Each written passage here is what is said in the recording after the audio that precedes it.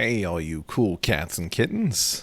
That's the greeting I'm sure you were expecting. Today I want to go over an adventure by Venger Satanis. It is included in the Chalt hardcover and PDF. So this is the first Chalt book that was released, which is primarily a bit of information about the world of Chalt, and the Black Pyramid is mostly what the Book of Chalt is. However, we do have some included adventures in the original Chalt book that are really awesome, and I wanted to highlight one of them. So this is a review, mostly, I would say, but also maybe a bit of guidance on how to run it, because I have run this particular adventure twice, and it has been fantastic both times. It's been a lot of fun. So let's have a look at it. So this is called Beneath Kra'adumek, City of the Purple Demon Worm. I usually call it Temple of Kra'adumek, colloquially, because that's just how I talk to people about it. So basically here it just says that this is something that he was wanting to do to give people an idea what Chalt is like, without too weird, but still weird enough, because Chalt is a weird place. So the first thing you'll see is that there's a magical mishaps table. So this place is not like most of Chalt. And this is something that I appreciate, because I think that a lot of people don't consider these kinds of rules enough, where maybe you have a place that has some kind of weird effect on magic. There are purple crystals that are embedded in the walls in this place. These purple crystals have a lot of purposes, but one of them is that it just happens to screw with spells.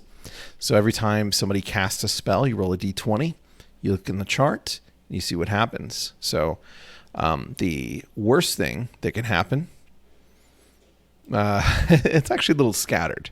So maybe if I had to provide any kind of criticism, I guess, it's not even criticism really. It's that I typically like to have it where it's like best thing is high, worst thing is low whenever it's a d20,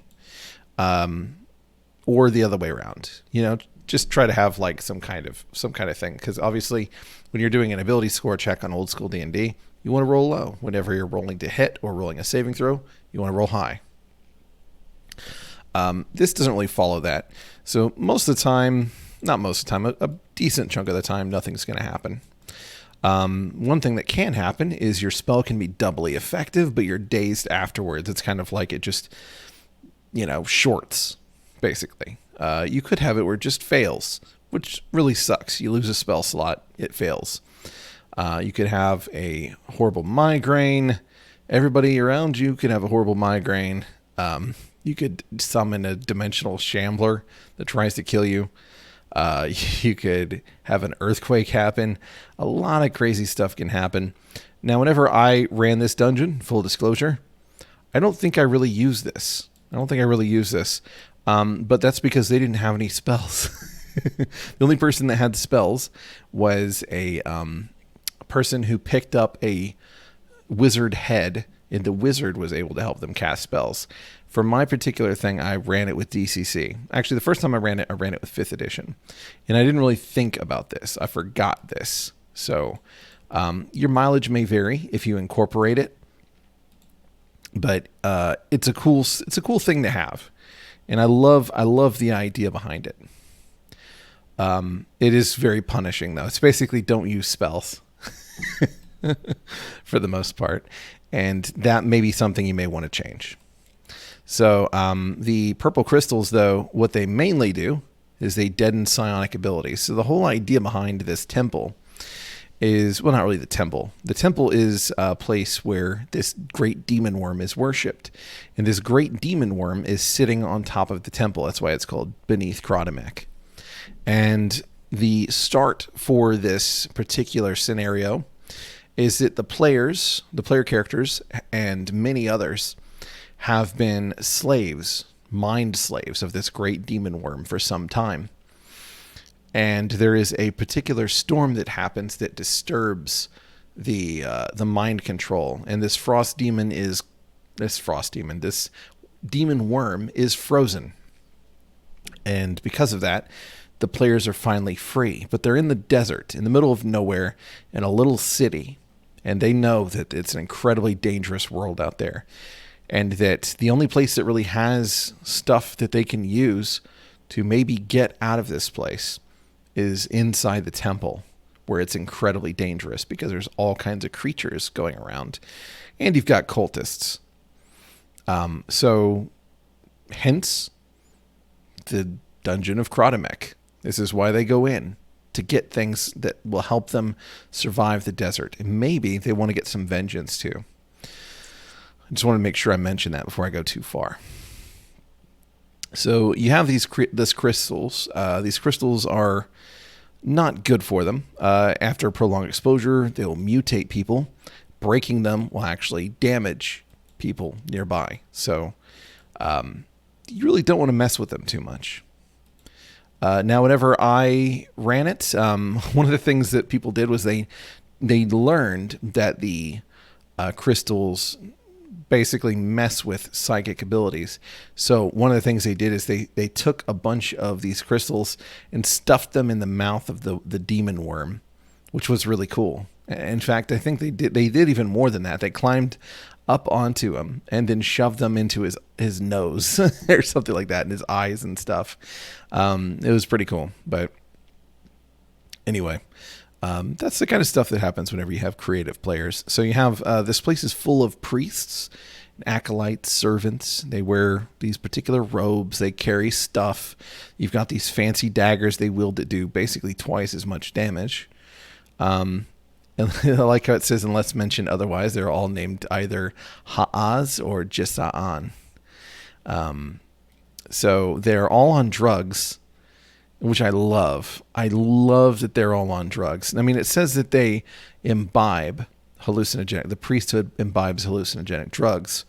So they're easily distracted. All of them but the high priest and the Absissimus are easily distracted or misled by a clever ruse. This is hilarious whenever it plays out.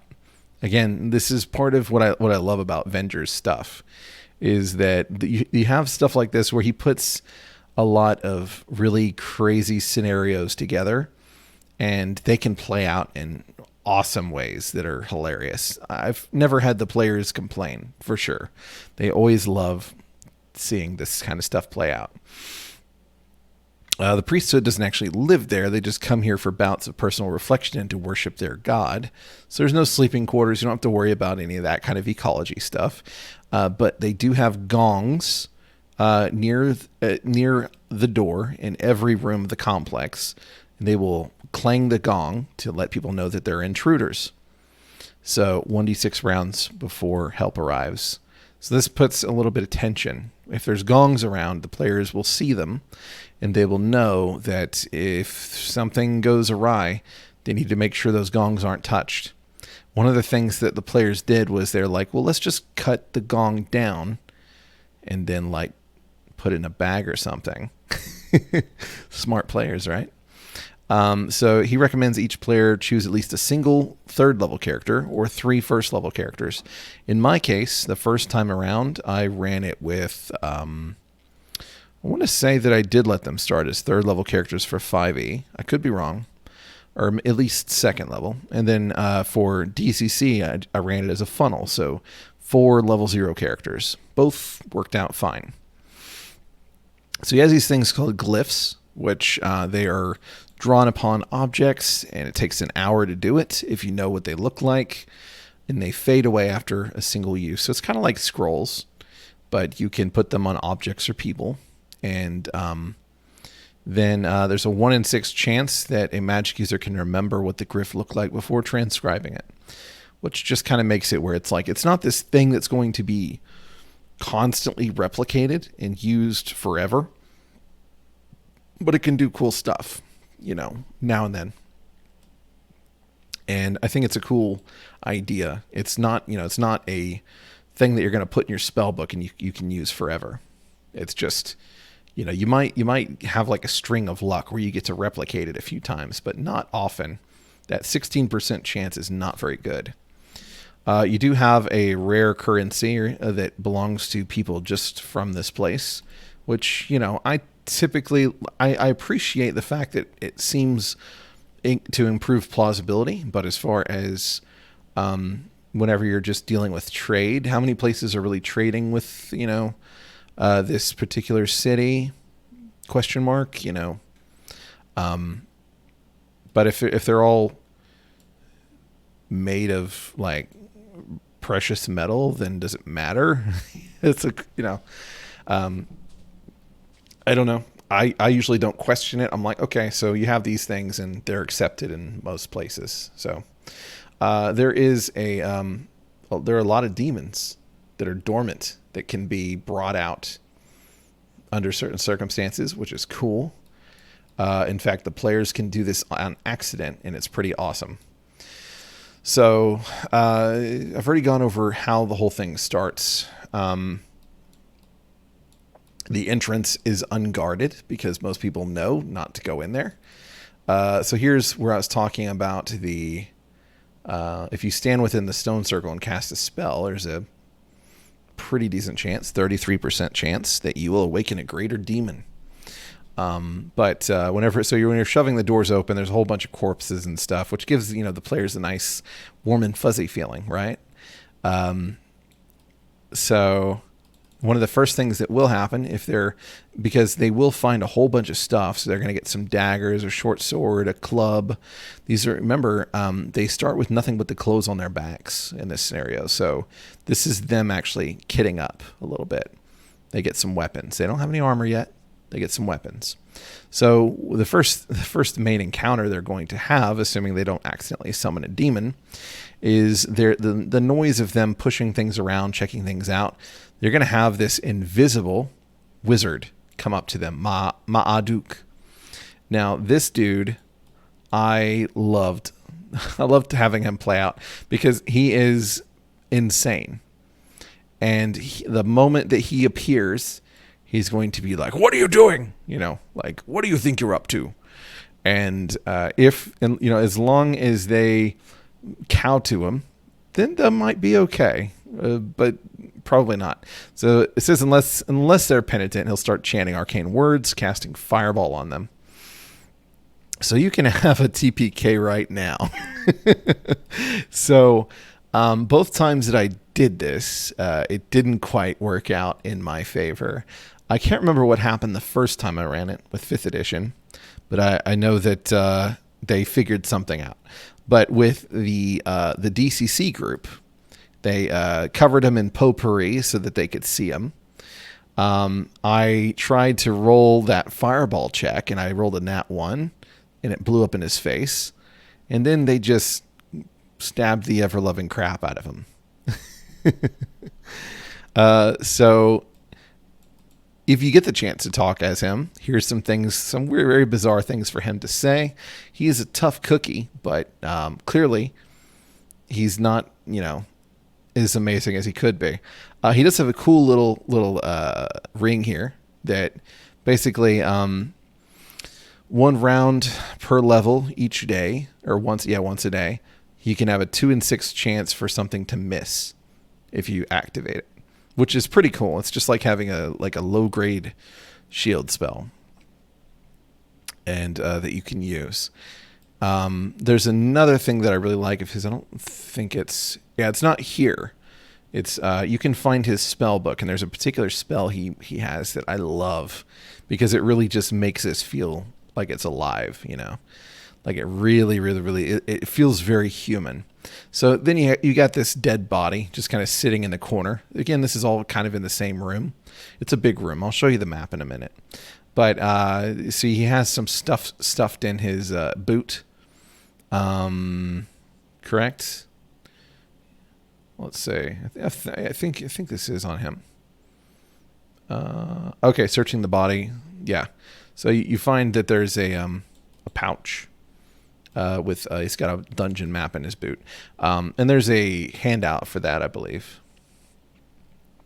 And anyway, so you get this violet fungi tentacle monster attack them while they're trying to check his body, which is awesome.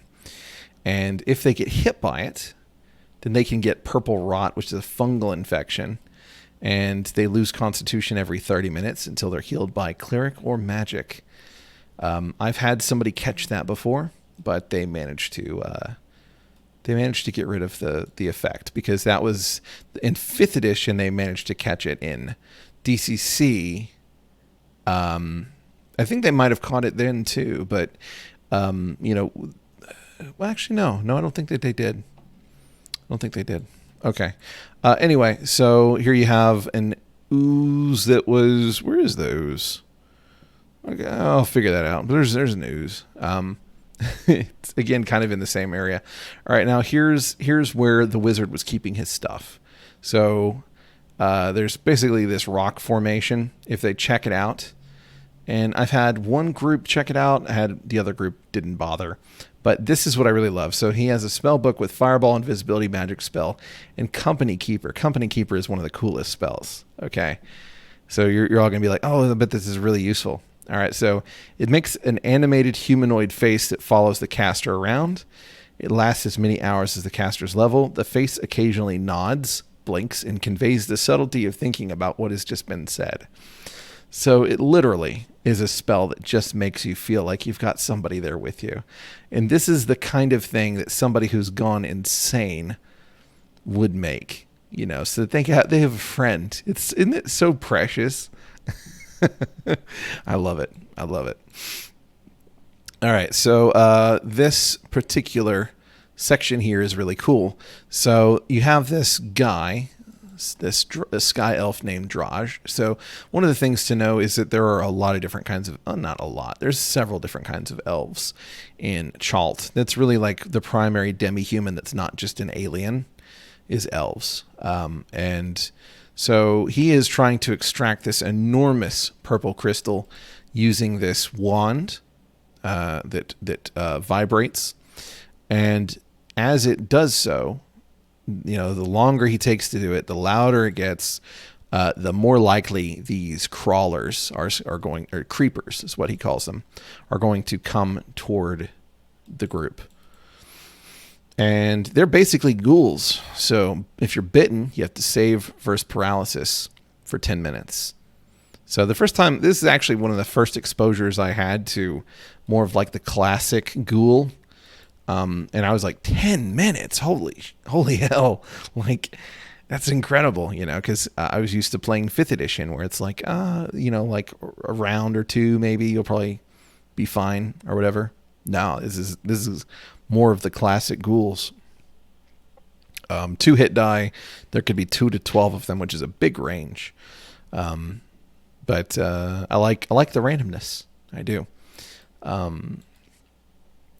So here you have the demon cat snake. So the demon cat snake, the Feline Serpentis, is really cool. So it's this big demonic creature, half cat, half snake, 16 foot long. And they are more common in the Black Pyramid. So you get a creature that comes from the Black Pyramid. And this one in particular wants to be worshipped as a minor deity. So if you kind of like worship it, you please appease it by talking about how great it is, then it will actually help you. So it will give you a gift of restorative milk that it'll let you drink from it. And it can heal the disease of the violet fungus.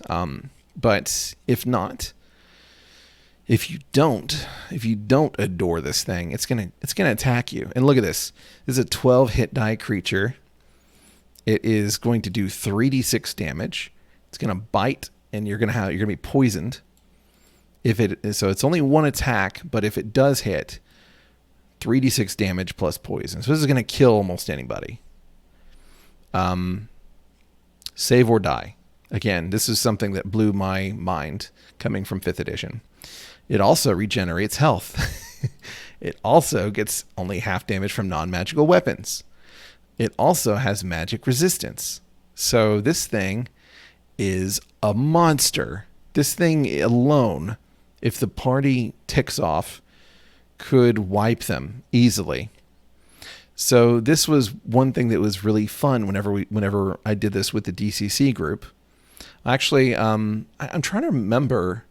I don't remember what the. Oh yeah, so the 5th edition group, they just didn't ever go to the room with this thing because you don't have to. It's kind of in a corner.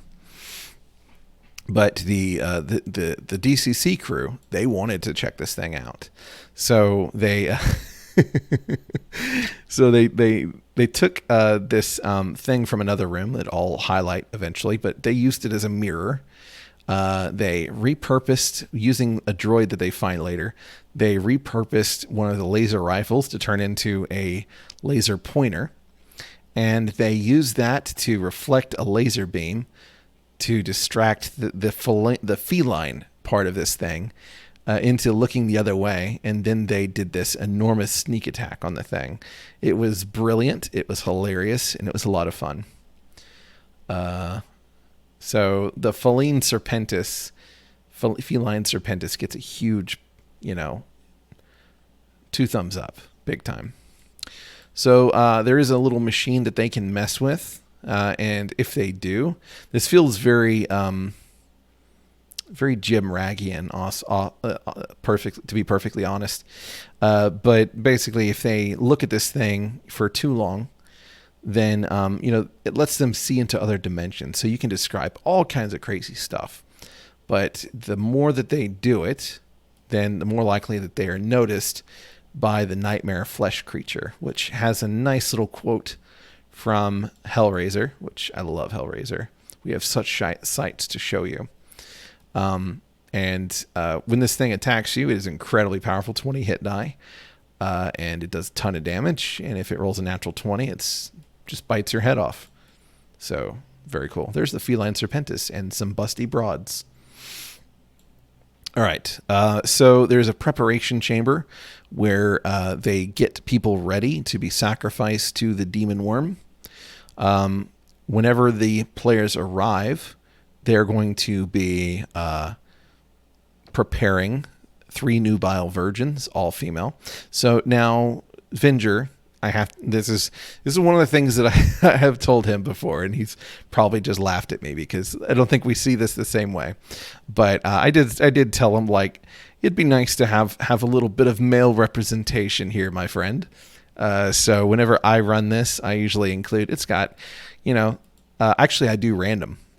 So I just roll a D2, 3D2, 1 for male, 2 for female. And most of the time it's like, 2 of one, one of the other, usually is how it plays out.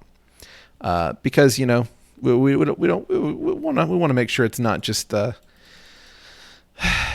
serving our male fantasies or straight male fantasies, whatever. You know what I'm trying to say. I usually have at least 1 or 2 people in the group that are not attracted to females. So,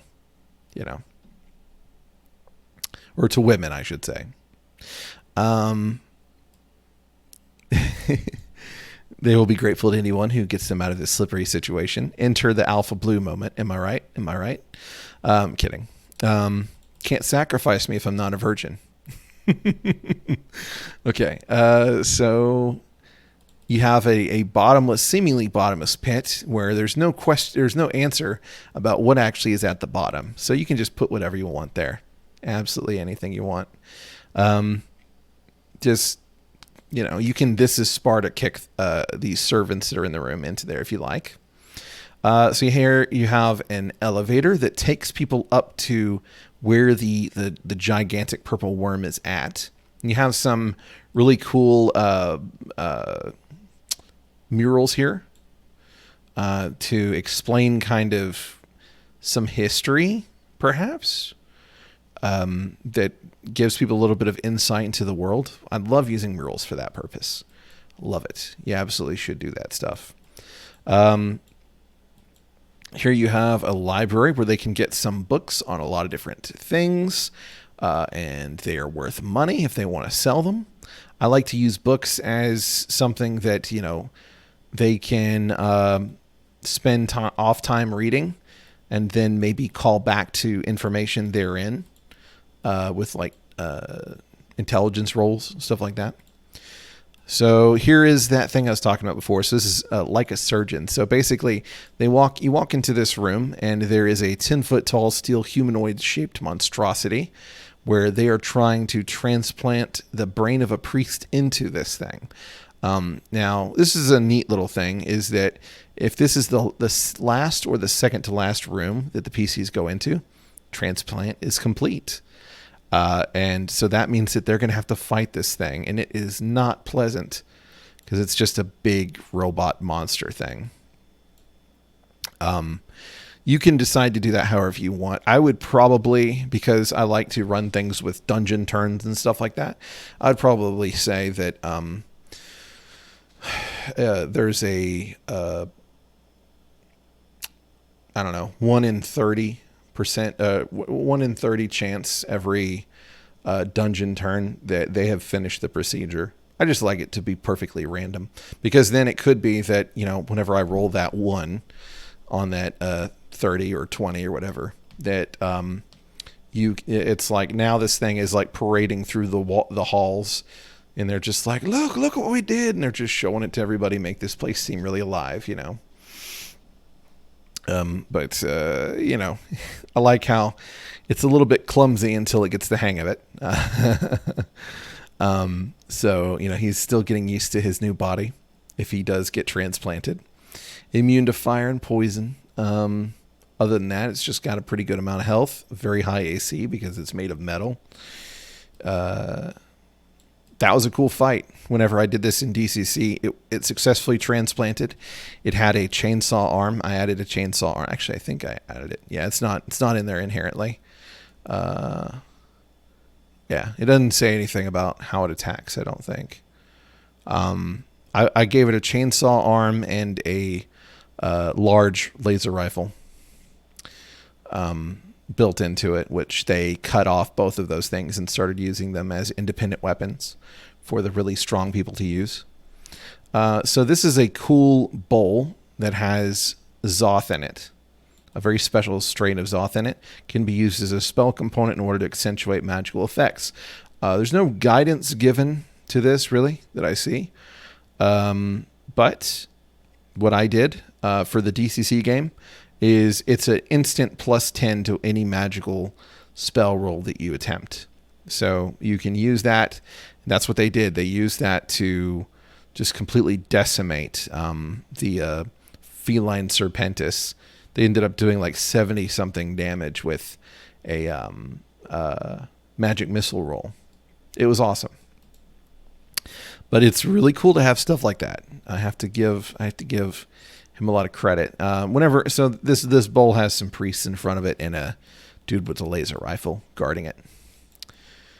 So this room is where people are getting their freak on, and I like to. Okay, so if they're alerted by the sounds of combat or gongs, then they're not getting their freak on, but otherwise, then they're getting their freak on. And again, okay, so here we have some representation here. 2 women, a young man, and 2 high priests. So that is interesting. If you don't want to have sexual activity in your games, then you can change that. But I think it's cool. It adds to it. Usually the players will have interesting reactions. It's, I don't basically. What I tend to do is I'm just like, yeah, they're getting their freak on or something like that. You catch them in a compromising situation without clothes, that kind of thing. I don't go into like tremendous detail, that may be something that's different about me.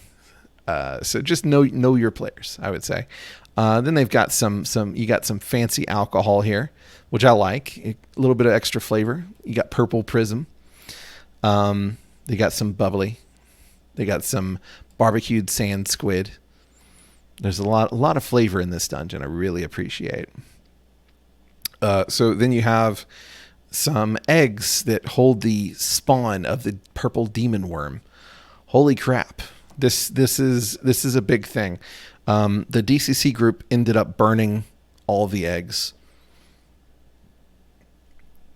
And I think the 5e crew did the same thing. They might have kept one, but yeah, that's a thing. There's some servants in there. Most places have servants in them to protect stuff. So there's a lot of fights that can happen in this place, but they're also, as it says in the beginning, easily tricked. So there were a lot of moments where people they're like, oh, it's really like this. And then the priests are kind of fooled. They're like, oh, okay, well, I guess it's fine. And then, they get stabbed in the back or held hostage or something. It's really a lot of fun. There's a secret room here. It's not so secret. The secret door is ajar. Again, why do they leave the secret door ajar? Because number one, they assume nobody's going to come in here. Number two, they're all kind of high. So they're kind of tripping balls and all that. So they're going to make mistakes. This is one thing that's really, really cool. Really, really cool. So if you interact with the fissure, so there's a fissure here where it's basically a tear in the fabric of reality. If you interact with it, then there is a decent chance, there's a 1 in 4 chance that 17% of the population just disappears. It changes the fabric of reality to such a degree that people are phased out of existence. So you go through everybody who's in the room, roll a d6, and if it's a 1, they no longer exist. I love this. It's so cruel, but I love this. Some of the other things that can happen. So I had this one happen where they slip back in time 1 or 2 minutes, vaguely aware of the recent past and that they've been here before. Or this one, like there's little details that get mixed up. I didn't have this one happen, but there's a 1 in 4 chance, so 25%, that they see the ground beneath their feet open up and the floor about to sink into a black void, save versus falling into the abyss. Now, he uses a very simple, like 1 save mechanic. So you have a single saving throw that you have to make for everything, and it's very punishing. So that is one of the things that whenever I talked about the Chalt book and I saw that, I was like, I wouldn't do that personally because it's directly inverted from your level. So whatever your level is, you subtract it from 20, and that's the roll that you have to make equal to or higher in order to save. So at level 1, you have only a 10% chance to make a save, which is very, very punishing.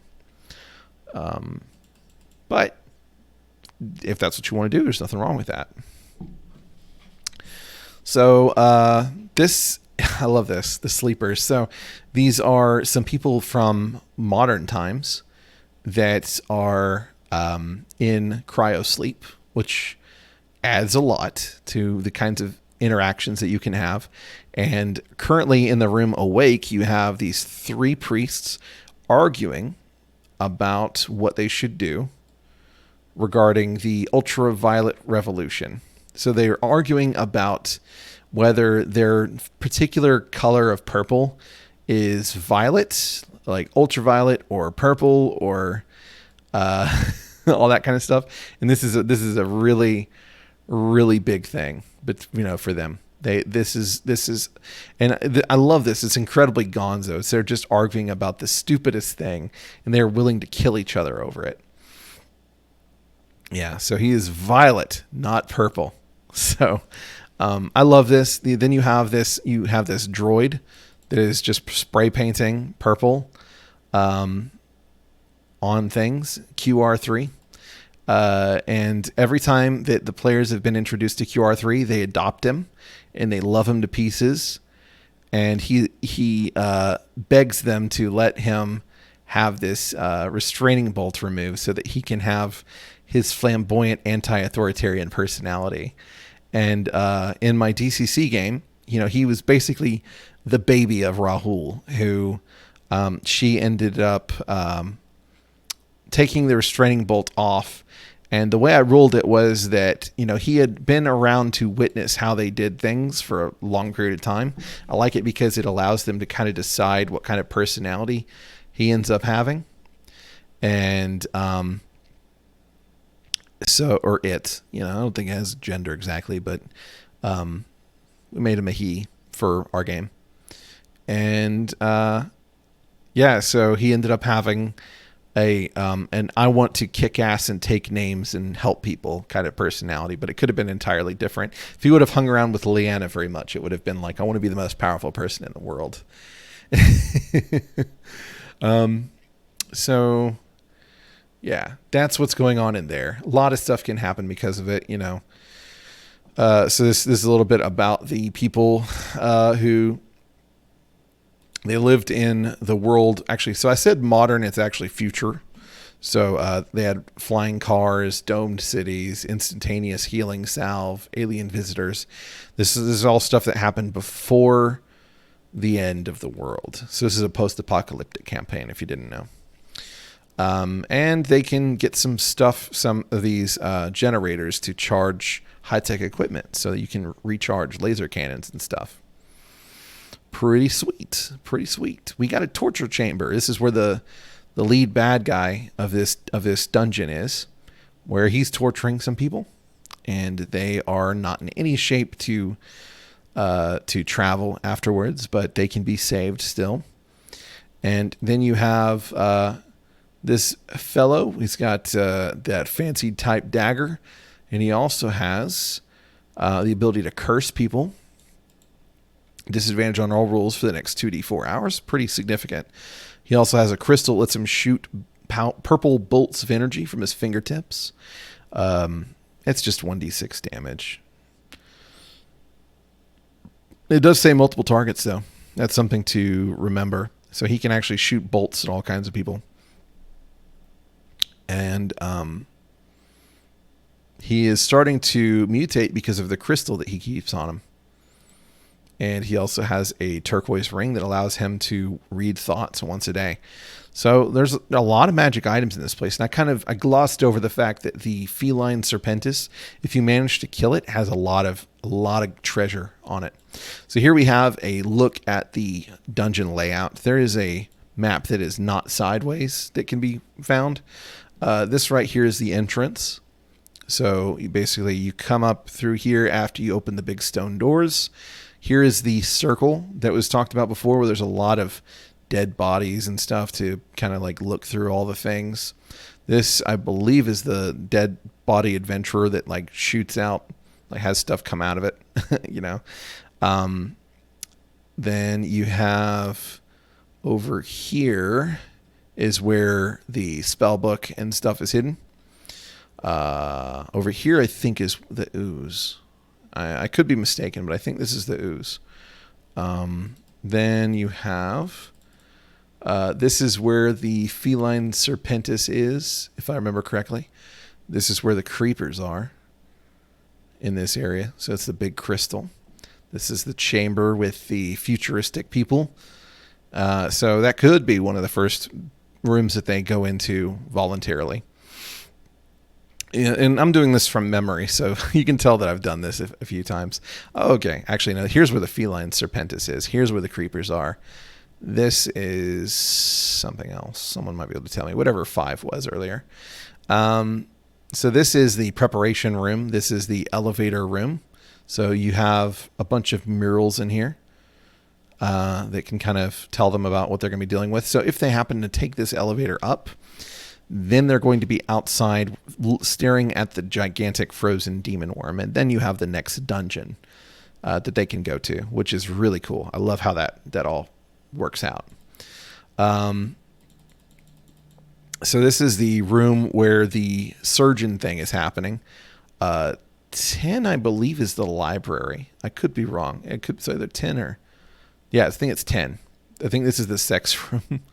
Not any good way to say that. I think this is the sex room. Believe that this is the...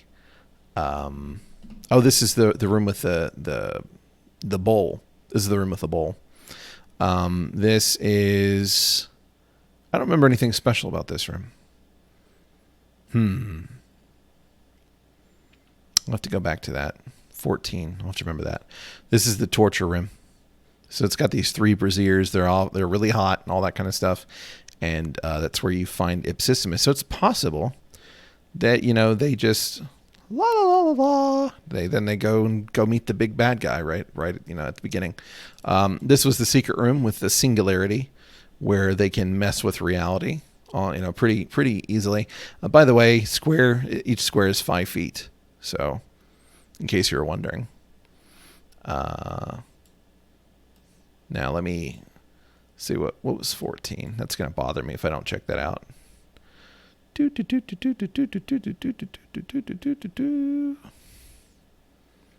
14. 16 was egg chamber. Yeah, that's right. That's the egg chamber. Let me make sure I had the other ones right. Bowl, surgeon. What was 10? Library. Yep, I was right. Okay. All right. So all in all, there is a lot of treasure to be had. A lot of cool items. They can get some laser rifles. They can get some hallucinogenic pills. They can get some eggs with demon worms inside of them. They can see into other dimensions. They can, see people getting some nookie. They can get some goofy spells. It's pretty out there. It's a really, really cool dungeon. I love it. It's a great introductory dungeon. Really, if I had to give it a rating, I don't do ratings very often, but I would say that layout is good. So how could it be possibly better? There's a convention that a lot of people do now that I really appreciate, where they kind of will take like little snippets of the map and put it in the corner on every page, so that you can kind of see like what this corridor area looks like. So you don't have to keep on going back and forth, because whenever you're running a dungeon, you often are going to be, running them through all that kind of stuff. Instead, what you'd be wanting to do for this is maybe just printing out a copy of the full map and having that sit next to you while you're, going back and referencing the material. So that's something. Other than that, the layout I think is really, really, really good. The content is fantastic. The saving throws are, using his own personal system, but because hit dice are provided, you can easily adapt it to whatever you're wanting to do. It is an incredibly deadly dungeon, but it's also a very survivable dungeon, because if you think about it, what are the most deadly things that you'll find? So you have this fellow in here. He's kind of tough, but he can die fairly easily. You have your wizard at the very beginning, who could wipe out the party with a fireball if they're all close together, which is kind of likely if they're all pilfering from the bodies, right? But then you have your monstrosity in here, which you could just run away from. There's this feline serpentis way back here with its treasure that's avoidable. And then you have a lot of very easily tricked priests. So things can go in all kinds of different ways, and I really appreciate it. And it kind of conditions players to think of things to do other than just attacking head on, because if they keep on doing that, eventually they're going to get worn down. So all in all, I love it. Absolutely highly recommend it. Maybe sometime I will go over inside the Frozen Violet Demon Worm, which is the next one that happens up above where this temple is at. I thought there was a picture there I was going to show you, but there's not. So, yep, that is it for today. I hope you enjoyed this, and I hope you have a wonderful day. It's kind of a lengthy overview, but I like to do that kind of stuff. So let me know if you enjoyed it. Let me know if there's something I could have done better. And take care.